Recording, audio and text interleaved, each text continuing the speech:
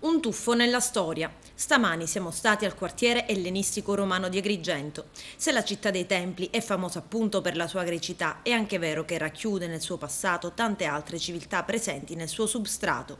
Proprio come in questo caso, l'ente parco ha scoperto e sta riportando alla luce delle terme romane. Abbiamo avviato una ricerca proprio per mettere in valore un periodo non molto noto della città, che è quello romano, e quindi da qualche anno ci stiamo concentrando proprio su questo periodo, riprendendo anche lo scavo all'interno del quartiere ellenistico romano che era stato abbandonato dagli anni 50. E qua in questa isola abbiamo avuto questa bella sorpresa di aver trovato una terma domestica che testimonia la grande opulenza degli agrigentini, testimoniata dalle fonti letterarie, ma adesso anche documentata. Era un sistema di igiene e di benessere che utilizzavano i romani, che utilizzavano anche in strutture pubbliche.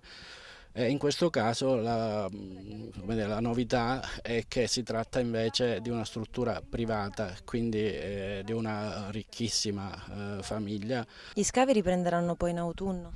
Sì, in autunno riprenderanno, ovviamente a partire da quest'ambito, e cercheremo di scoprire anche gli altri settori della terma, perché oltre al calidarium che abbiamo individuato ci doveva essere un tepidarium e un frigidarium, e poi se siamo fortunati possiamo vedere di capire anche il sistema di adduzione dell'acqua. Come funzionavano queste terme romane?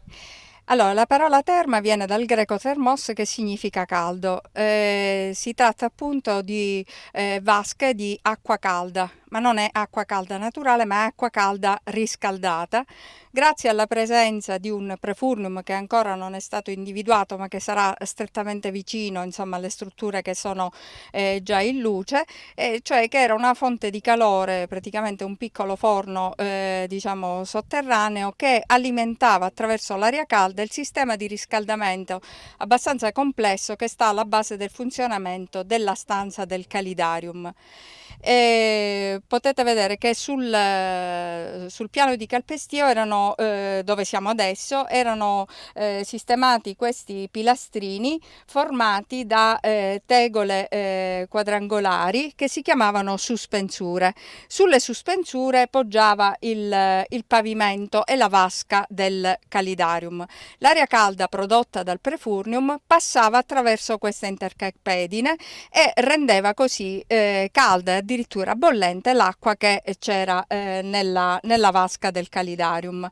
Oltre a passare sotto il pavimento, l'aria calda attraverso delle tegole, diciamo, dei mattoni forati che si trovavano lungo le pareti, lungo le pareti appunto del calidarium, passava anche a riscaldare i muri, e queste tegole particolari o questi mattoni particolari forati si chiamavano tubuli.